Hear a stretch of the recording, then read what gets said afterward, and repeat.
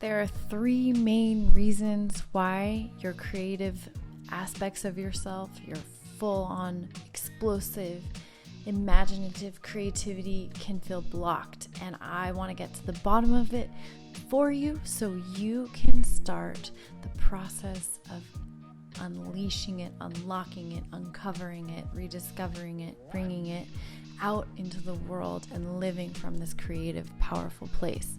So the number one reason why your creativity can feel blocked or maybe completely blocked, and why finding your creative purpose is not even accessible, is because of childhood trauma.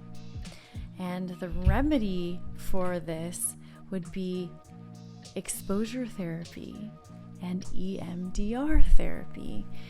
And I'd look up both of those if you don't know what they are, but exposure therapy is going to give you exposure to creativity. So watch more of my videos and you will expose yourself to practicing more creative ways of being, living, doing. And then EMDR therapy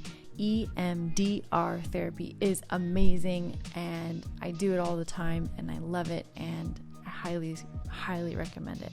Number two reason why you feel blocked is you agreed to feel blocked. The remedy for that is to read and practice the 4 agreements. If you haven't already read that book, it is time. Go get it, listen to the audiobook, practice it. There's something that you have agreed to, and the answers are in that book. Number 3, you have imagination stagnation, and you get to practice expanding and opening your imagination. And you do that through meditating and playing and daydreaming co-creatively.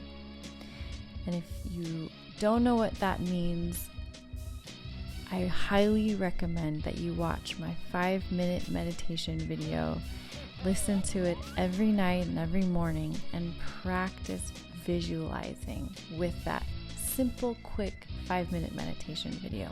I hope that helps. I hope you expand your creativity.